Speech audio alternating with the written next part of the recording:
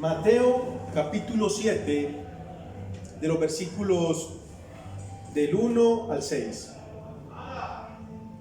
Mateo 7, versículos del 1 al 6. Leo la palabra de Dios en el nombre del Padre, del Hijo y del Espíritu Santo. No juzguéis para que no seáis juzgados, porque con el juicio con que juzgáis, seréis juzgados, y con la medida con que medís, os será medido. ¿Y por qué miras la paja que está en el ojo de tu hermano, y no echas a ver la viga que está en tu propio ojo? ¿O cómo dirás a tu hermano, déjame sacar la paja de tu ojo, y he aquí la viga en el ojo tuyo? Hipócrita, saca primero la viga de tu propio ojo, y entonces verás bien para sacar la paja del ojo de tu hermano. No deis lo santo a los perros, ni echéis vuestras perlas delante de los cerdos, no sea que las pisoteen y se vuelvan y os despedacen. Muy bien, oremos. Padre nuestro, creador de los cielos y la tierra, estamos una vez más en tu presencia. Hemos leído tu palabra, hemos cantado tu palabra y damos gracias por tu misericordia. Ahora una vez más rogamos la asistencia de tu Santo Espíritu para que nos ayude a explicar tu palabra y también en tu gracia y misericordia la aplique a nuestras vidas. Señor, es solo tu gracia. Nosotros solo somos vehículos, solo somos barro en tus manos. Tú eres el alfarero. Ten misericordia de nosotros, Señor, y ayúdanos. Que tu palabra nos exhorte, tu palabra nos anime y nos consuele. Que tu palabra nos dé ese retanquear para llegar al final, terminar una buena carrera. Te lo rogamos, Señor. Te lo suplicamos. Concédenos terminar una buena carrera para tu gloria, Señor, para tu honra. En el nombre de Cristo Jesús oramos. Amén. Amén. Muy bien, el juzgar a los demás. Recordemos, conectando la enseñanza, porque Jesús viene enseñando en el monte, y Dios, recordemos la enseñanza anterior, donde esa frase, mañana está en las manos del Dios de hoy. Nosotros muchas veces nos preocupamos por el mañana, sabiendo que está en las manos del Dios de hoy. Eso es espectacular, saber que mis preocupaciones son pecaminosas, porque desconfío del Dios de mañana. Dios no nos ha dado fuerza hoy para las dificultades de mañana. Cuando reflexionamos en el hecho de que cada día por sí mismo tiene bastantes problemas, recordamos al profeta Jeremías en su libro de Lamentaciones, capítulo 3, verso 22, que dice: nunca decayeron sus misericordias, nuevas son cada mañana, grande es tu fidelidad. Así que con gratitud nosotros debiéramos hacer de este día lo que Dios nos pide. ¿Y qué es lo que Dios nos pide? La Biblia responde. Salmo 95:7 dice: porque Él es nuestro Dios, si oyeres su voz. Si tú no oyes la voz de Dios, no es tu Dios, eres solamente una creación de Él.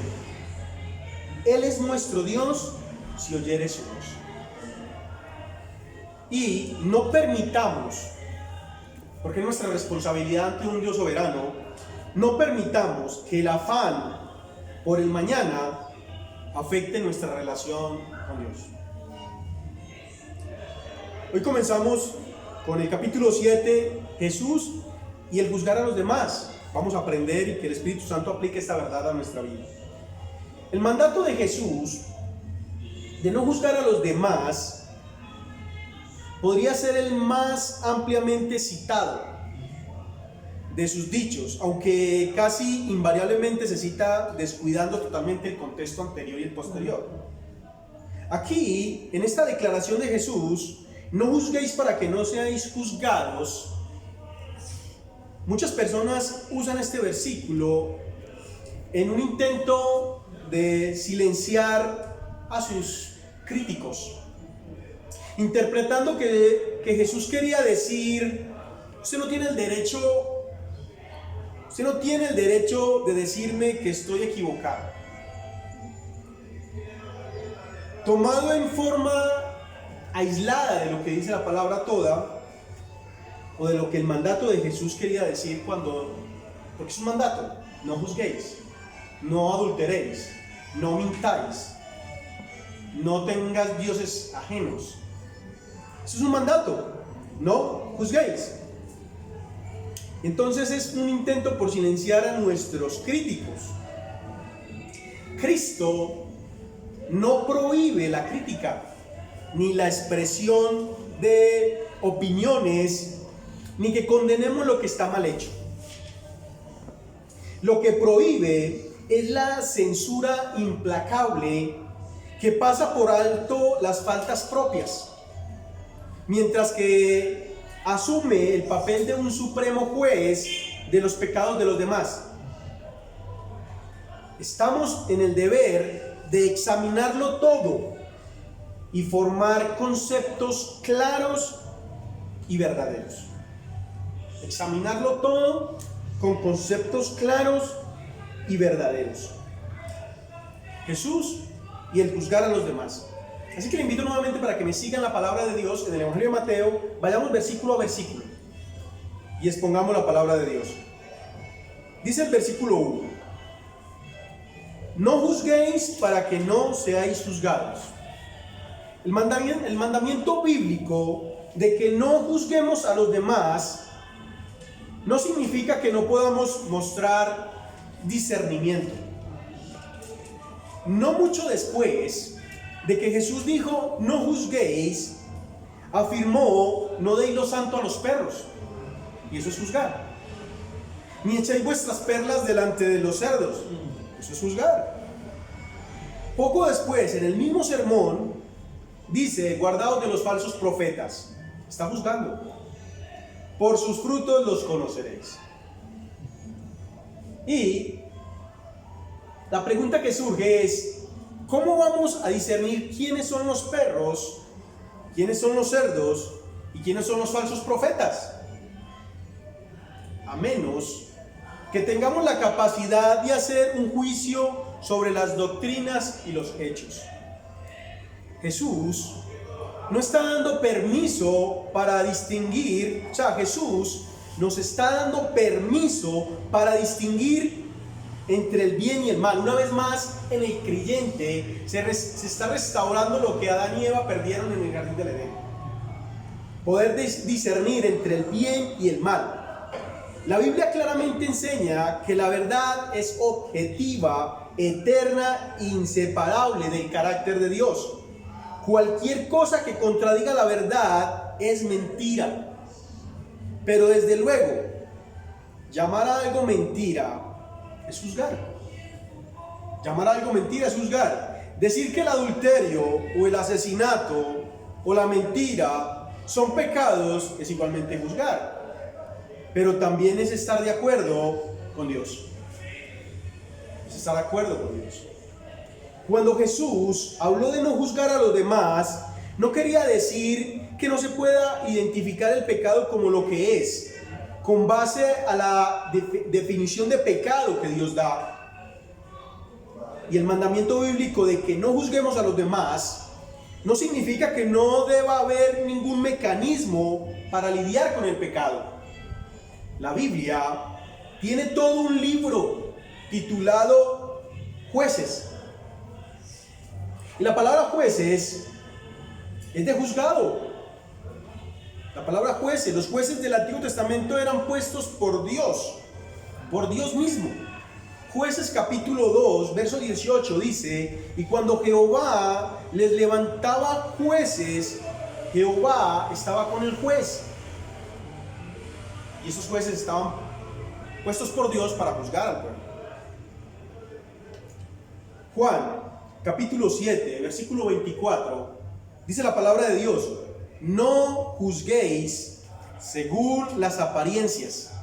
Y luego nos dice: sino juzgad con justo juicio. O sea que sí se puede juzgar, pero no según las apariencias, sino juzgad con justo juicio. Juan 7:24. Jesús ordena directamente juzgar.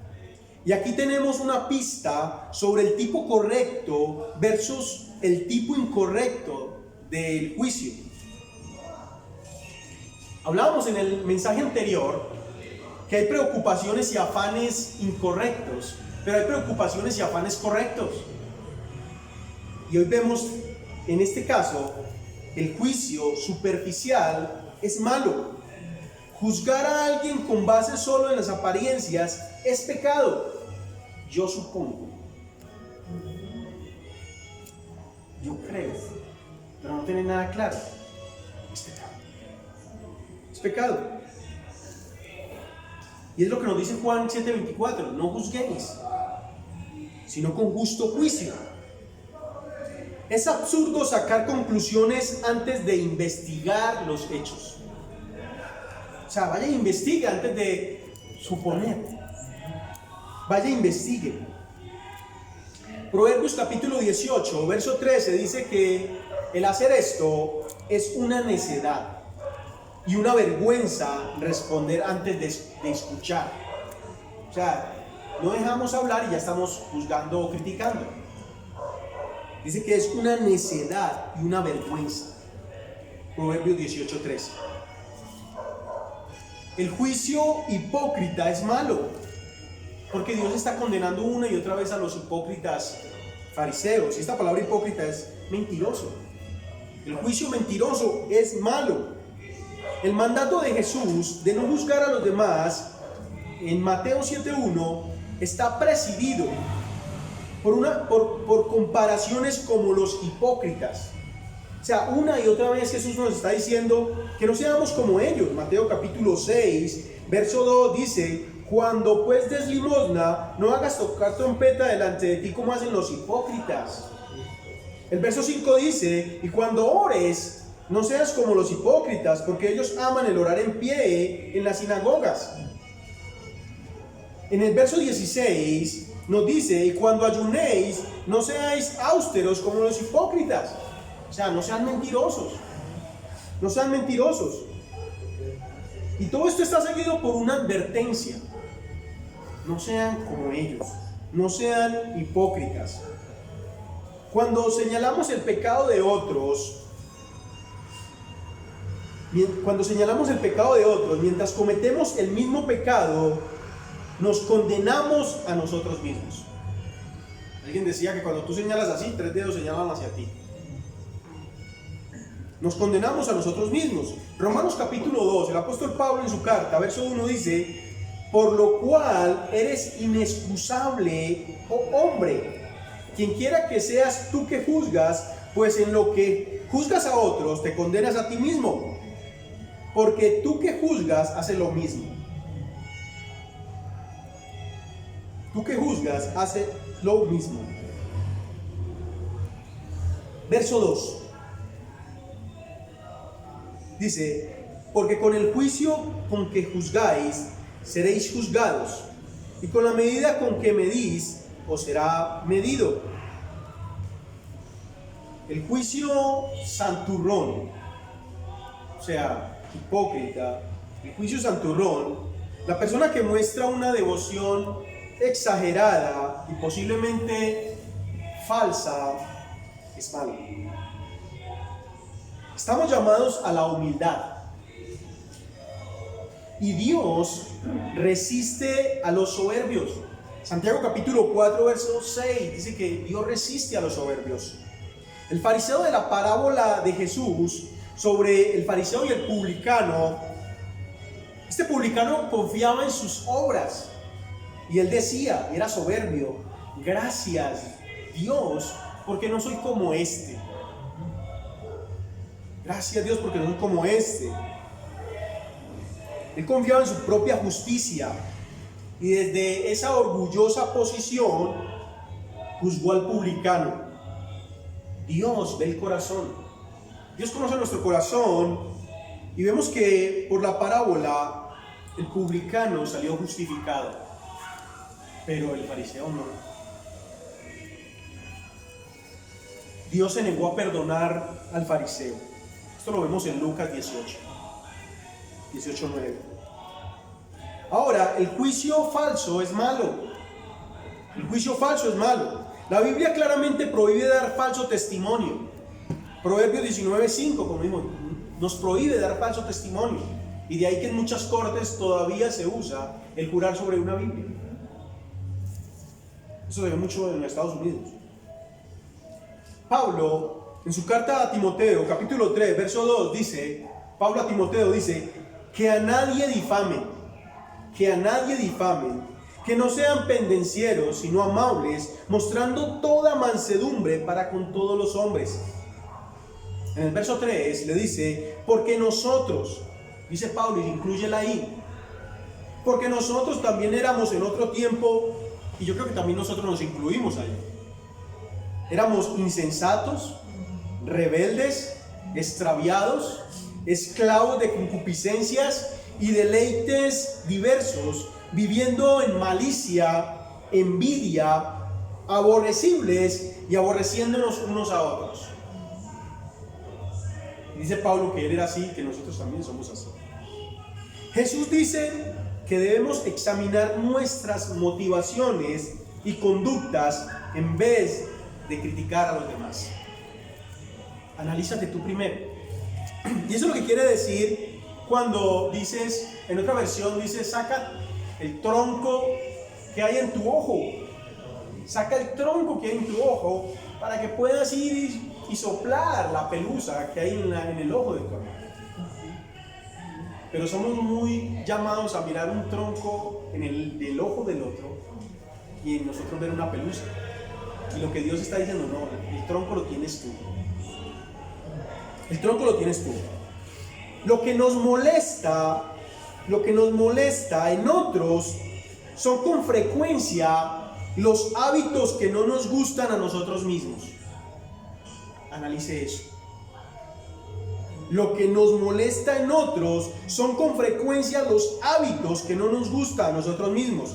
Nuestros malos hábitos y moldes de conducta que no han sido mortificados, que son indómitos, son los que queremos cambiar en otros, pero no los cambiamos nosotros. El que juzga a los demás se atribuye un derecho que no tiene, se inmiscuye en el derecho de Dios, a quien solo le es posible juzgar ciertamente. De este modo también se dice que cualquier condenación humana es transitoria e insegura, que nunca hace plena justicia. A los cristianos se les acusa a menudo de juzgar o de ser intolerantes, y hoy más que nunca. Ellos juzgan y son intolerantes porque hablan contra el pecado.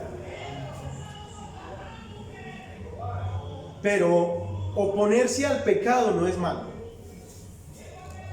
pero nos va a traer muchos problemas.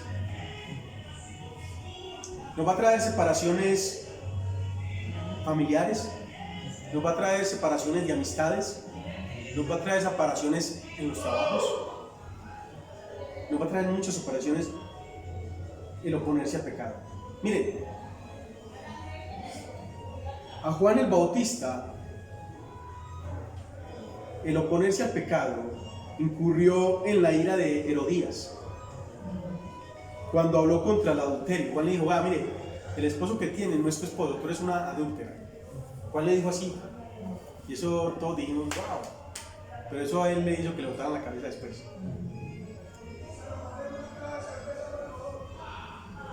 Esta mujer no descansó hasta que silenció a Juan.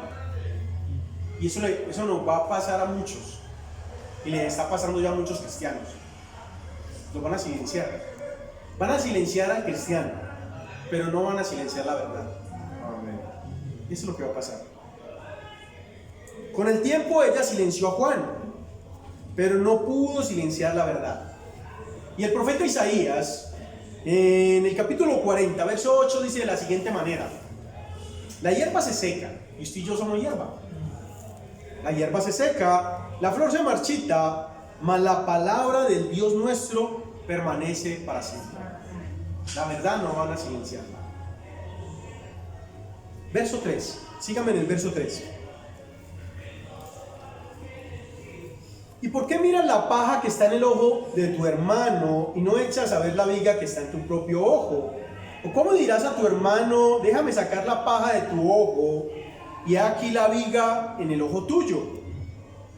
Mentiroso. Eso es mentiroso. Hipócrita. Saca primero la viga de tu ojo, de tu propio ojo, y entonces verás bien para sacar la paja, el soplo, el sucio del ojo de tu hermano.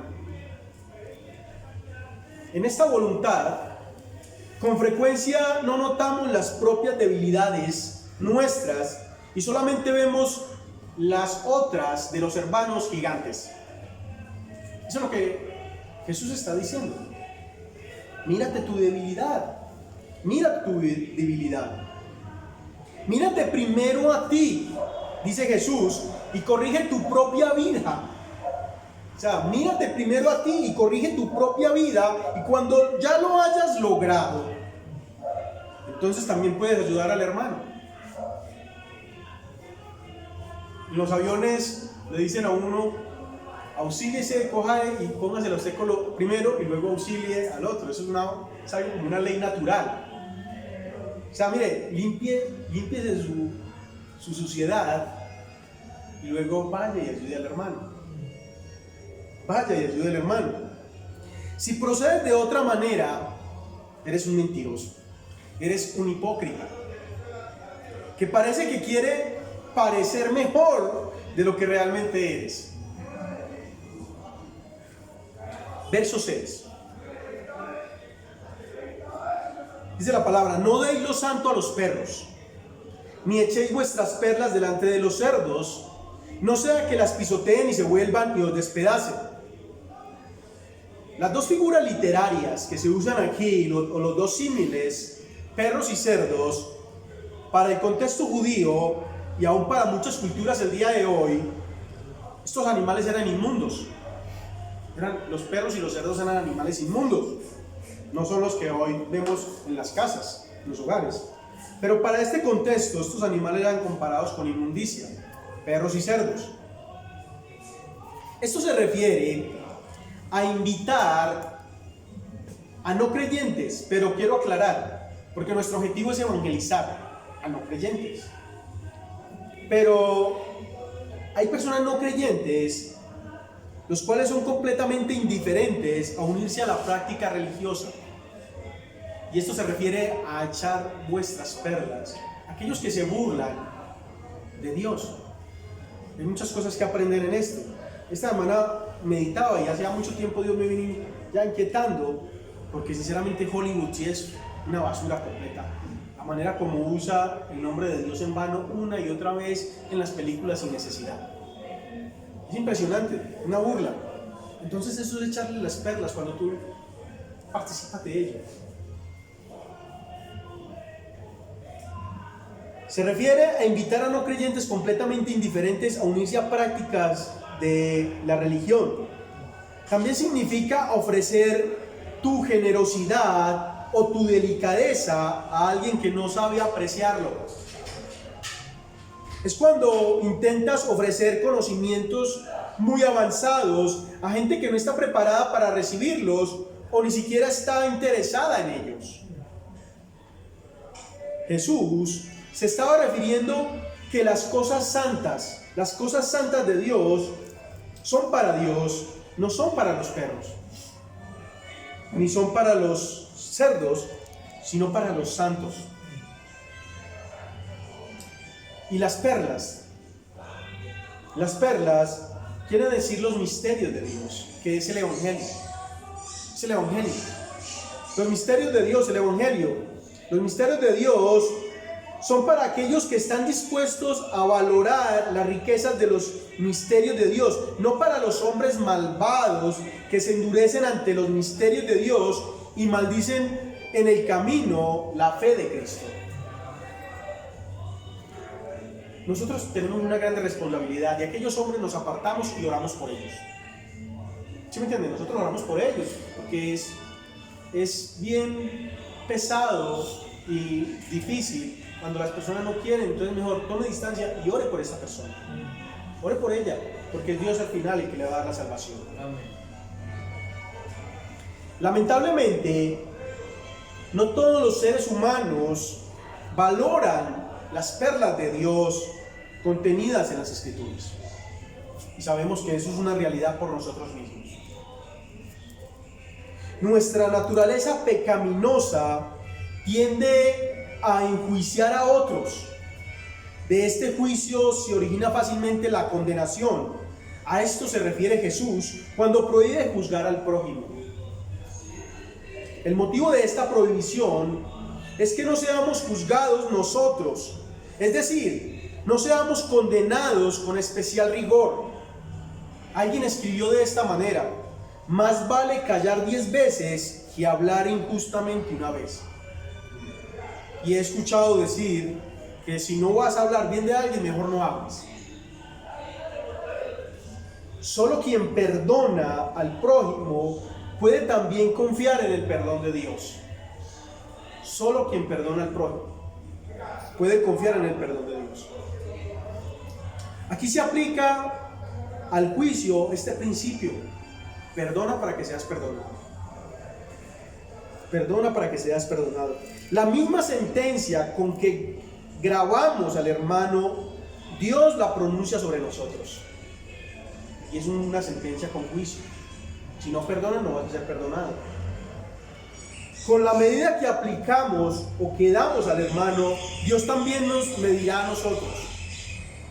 El que espera de Dios indulgencia y misericordia y un juicio magnánimo, o sea, lleno de gracia, debería también tenerlo con su prójimo. El que juzga de una forma áspera, fría e injusta, tiene que esperar que Dios también lo trate sin misericordia.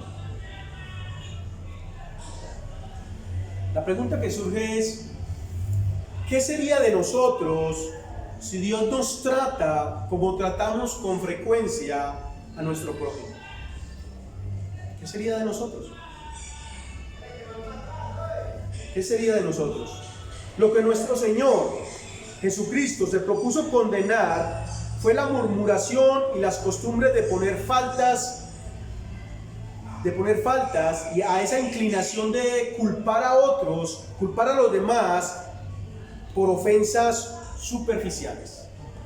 Y hay que tener mucho discernimiento. Hay ofensas superficiales. Hay asuntos que no tienen tanto significado. Hay asuntos que podemos dejar pasar por alto. Ese hábito de pronunciar juicios precipitados, esa tendencia a ver con lente de aumento los extravíos y las debilidades de nuestro prójimo, son pecaminosos. Ese hábito de, yo supongo, que él investigue, ore e investigue.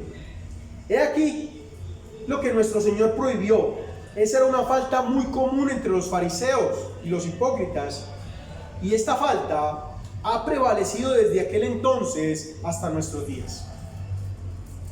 Por eso alguien decía que dentro de nosotros hay un fariseo todavía, que hay que hacerlo morir, que hay que mortificarlo. Todos debemos guardarnos de incurrir en estas faltas. Con respecto a los demás, debemos creerlo y esperarlo todo. Quiero aclarar aquí: si un hermano se acerca a mí y me dice algo, yo le creo. Esa es mi tarea, ese es mi deber. Yo voy a orar y voy a creerlo. Y esto dice: con respecto a los demás, debemos creerlo y esperarlo todo, y no apresurarnos a censurar. Esto se le conoce como caridad cristiana. Si el hermano cristiano se acerca a mí y me dice algo, yo le creo y le voy a ayudar hasta donde lleguen mis fuerzas. Primera de Corintios capítulo 13 verso 7 dice Pablo, hablando a los corintios, dice, llamando al creyente, no solo una pareja: todo lo sufre, todo lo cree, todo lo espera, todo lo soporta. ¿Sabe que Cristo cumplió a cabalidad? Todo lo sufrió, todo lo creyó, todo lo esperó, todo lo soportó. Él creyó en un Judas, él creyó en un Pedro, y Él lo soportó todo. Y Cristo es el hombre a seguir. Es el modelo de hombre que usted y yo debemos ser y orar para que seamos cada día como Cristo. Y entre esas tareas es creerlo, soportarlo, esperarlo, todo. Y también sus grandes promesas. Cielo nuevo, tierra nueva. Cielo nuevo, tierra nueva, resurrección y vida eterna. ¿Qué aplicaciones tenemos? Esto es un llamado a que pidamos en oración discernimiento. Antes de ser negativos, Jesús mandó a desenmascarar a los falsos maestros. Esto lo vimos en Mateo 7:15 al 23. El apóstol Pablo enseñó claramente que deberíamos ejercitar la disciplina en la iglesia. Que Dios nos ayude. No es fácil la disciplina en la iglesia, pero eso son uno de los requisitos de las iglesias bíblicas, que ejerzan la disciplina. Y vosotros estáis envanecidos, dice el apóstol Pablo. ¿No debieras más bien haberos lamentado para que fuese quitado de en medio de vosotros el que cometió tal acción? Hablando de la disciplina eclesiástica. La disciplina eclesiástica busca juzgar, criticar, pero a la vez es algo en amor para que el hermano sea restaurado. El apóstol Pablo continúa diciendo en su primera carta, capítulo 5, verso 3, dice: ciertamente yo, como ausente en cuerpo, pero presente en espíritu, ya como presente he juzgado al que tal cosa ha hecho. Habían pecados que estaban cometiendo en la iglesia de Corintio, y Pablo nos invita y dice: y confiar en Dios, confiar en que Dios tendrá la última palabra. Pablo continúa diciendo, dice: yo en muy poco tengo el ser juzgado por vosotros o por tribunal humano, y ni aun yo me juzgo a mí mismo. O sea, es tremendo. Pablo dice: ni aun yo me juzgo a mí mismo, dejo eso en manos de Dios. Dejo eso en manos de Dios. Así que no juzguéis nada antes de tiempo. No juzguéis nada antes de tiempo hasta que venga el Señor, el cual aclarará también lo oculto de las tinieblas. Nosotros juzgamos sin ver. Es que yo creo, es que Él se esconde. No, no sabemos. Es Dios el que va a aclarar todo esto. El cual aclarará también lo oculto de las tinieblas y manifestará las intenciones de los corazones, y entonces cada uno recibirá su alabanza o su justicia de parte de Dios. Voy a dar algunas advertencias. Dice: la primera advertencia es: porque con el juicio con que juzgáis seráis juzgados, con la misma vara que medís van a ser medidos. No que no juzguemos, pero que pensemos bien cómo lo hacemos. Que pensemos bien cómo lo vamos a hacer. La segunda advertencia es la que nos da Juan, capítulo 3, verso 17, dice: porque Dios no ha enviado a su Hijo al mundo para juzgar al mundo, sino para que el mundo sea salvo por Él. ¿Y cuál es nuestra misión? Ser parte del avance del reino y trabajar en la obra de... Nosotros no salvamos a nadie, pero tampoco condenemos a nadie, sino que vayamos y seamos ese barro en las manos del Señor, y seamos luz y sal. La tercera advertencia, quiero concentrarme todavía en la segunda, porque Juan no termina allí. Juan dice, en el versículo 18, dice: el que cree en Él, y es muy interesante, el que cree en Él, en Cristo, no es juzgado. El que cree en Cristo no es juzgado, pero el que no cree ya está juzgado. Tremendo. Si ya crees en Cristo, ya no eres juzgado. Pero si no crees, ya estás juzgado, porque no ha creído en el nombre del Hijo único de Dios. Bien hermoso que dice eso. Esta es la Biblia de Jerusalén, que habla directamente de juzgar. Como dije, hay un juzgar divino y hay otro humano. Hay una forma de juzgar que es buena y necesaria, y otra que es mala e innecesaria. Hay una manera de juzgar que no es apropiada para los seguidores de Jesús, y es una manera orgullosa, sin amor, y esto se detecta por los frutos. La cuarta advertencia es que este pasaje tiene un pasaje paralelo en Lucas. Lucas el médico también habla de ello. Lucas capítulo 6, verso 37 dice: no juzguéis y no seráis juzgados, no condenéis y no seréis condenados. Y Lucas nos lleva de una vez al juicio final, nos lleva a la condenación eterna. Perdonad y serás perdonados. Eso es lo que dice Lucas.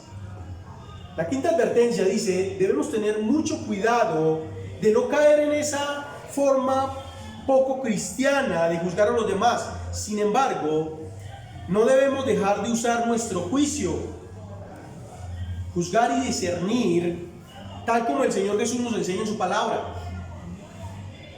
Tal como el Señor Jesús nos enseña en su palabra, en Juan 7:24. Juzgad con justo juicio. Juzgad con justo juicio. A los creyentes, a los hermanos, hay una advertencia. Hay una advertencia contra no juzgar a los demás en forma injusta o parcial. Pero también Jesús elogia el juicio justo. Jesús elogia el justo juicio. Hermanos, debemos practicar la disciplina en la iglesia. Mateo capítulo 18:15 nos enseña. Debemos decir la verdad, siempre en amor, con el ánimo de restaurar.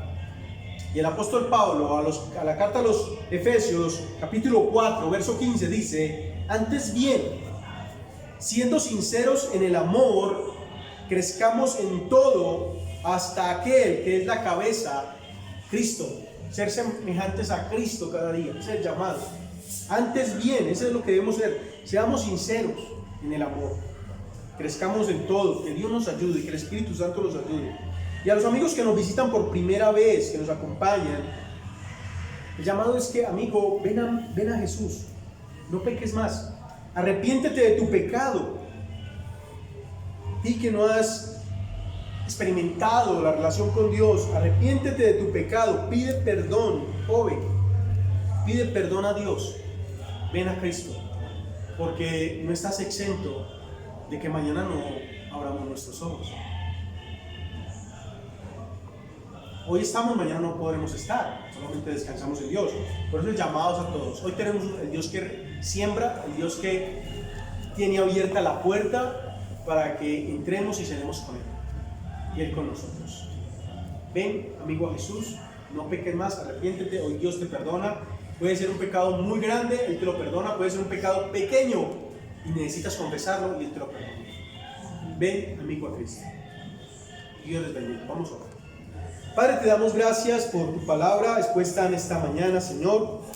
Gracias, Señor, por darnos la gracia de poder leer tu palabra, cantar tu palabra, explicar tu palabra. Ahora te rogamos, Señor, que nos sostengas con tu diestra, que nos guíes permanentemente hasta el final, Señor. Y danos un buen final en esta carrera, Padre Santo. Ten misericordia de nosotros. Te agradecemos por este espacio, por este tiempo, por este lugar, Señor. Te damos muchas gracias. También agradecemos por los hermanos, Señor, que hoy nos acompañan, y pedimos por aquellos que no pueden estar con nosotros por condiciones de salud, que tu mano sanadora sea con ellos. Te lo rogamos en el nombre de Jesús. Amén.